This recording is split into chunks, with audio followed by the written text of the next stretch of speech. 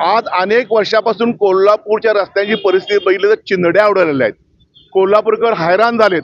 पर्यटक येणारा अक्षरशः शंक करतोय आणि कोल्हापूर बदनाम करतोय. ही जबाबदारी ज्या लोकप्रतिनिधी आहेत ती लोकप्रतिनिधींनी आमची फार निराशा केली आहे. पालकमंत्र्यांना भेटलो, तुम्ही लक्ष घाला. तर प्रॉपर्टी काढून कदाचित आमचं कोल्हापूर उत्तर मतदारसंघ कमी केलं का ह्या मला शंका यायला लागलेली आहे. आयुक्त नुसते बैठका घेत आहेत, इशारे देत आहेत आणि काहीच करत, नुसते आश्वासन देत आहेत. नुसते इशारे देऊ नका. महापौर साहेब म्हणतायत माझं कोल्हापूर माझी जबाबदारी. ही जबाबदारी कुणाची आहे महापौर साहेब? कुठली जबाबदारी तुम्ही पार पाडली एकदा सांगा ना कोल्हापूरकरांना. किती महिने झाले तुम्ही महापौर होऊन? अशी परिस्थिती झाल्यानंतर कोल्हापूर बदनाम होत्या. नगर अभियंता आमचे काय करतायत? ते ठेकेदार कारवाई करत नाही. तुम्ही माहिती घ्या, आता आपण एकाच ठेकेदार कारवाई केली. कारण ठेकेदार पूर्वी काही लोकपतींना कमिशन द्यायचा, आता ते पार्टनर झालेले आहेत.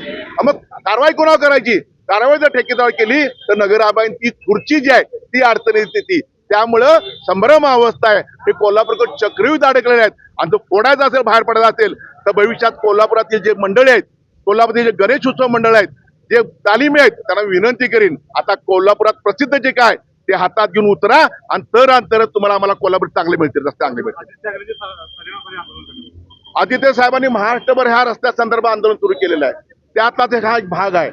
कारण कोल्हापुरात नाही, महाराष्ट्रात डांबर खायचे हे सरकार आलेलं आहे. डांबरच घालत नाहीत कारण कॉन्ट्रॅक्टर ह्यांचे आहेत आणि ठेकेदार कोण नेमायचा हे ठरवत आहेत. आता पूर्वीसारखं कुठं टेंडर निघतं का, स्पर्धा होती का? माझा कॉन्ट्रॅक्टर आहे, कुणी बोलायचं नाही. ह्या पद्धतीनं चाललं तर ह्या कोल्हापूरची महाटाई वाट लागेल. म्हणून कोल्हापूरकरांनी महाटाई छानवलं पाहिजे आणि रस्त्यावर ह्यांना जाब विचारला पाहिजे. तरच तुम्हाला आम्हाला न्याय मिळेल. सांगू देत ना 100 कोटीचं ह्या मिरज कटीला अनेक जण टिमकी वाजवत आहेत. 100 कोटी 100 कोटी 100 कोटी 100 कोटी. अरे किती पैसे आले ते तुम्ही सांगा ना. माझ्या मते 25 कोटी पैसे आलेले नाही आहेत. मग 100 कोटी कुठं? चकचकीत रस्ते.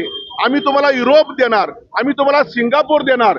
तुमचा युरोप आणि तुमचं सिंगापूर नको, आम्हाला चांगले रस्ते द्या, दर्जाचे रस्ते द्या. तुमचं युरोप आणि सिंगापूर तुम्हाला लखला बुन दे, आम्हाला नको ते. आणि सांगा 100 कोटीमध्ये किती पैसे आले आणि बाकी पैसे का आले नाहीत आणि ठेकेदार पुढचं काम का करत नाही ही माहिती आपण पण घ्या, विनंती करतो.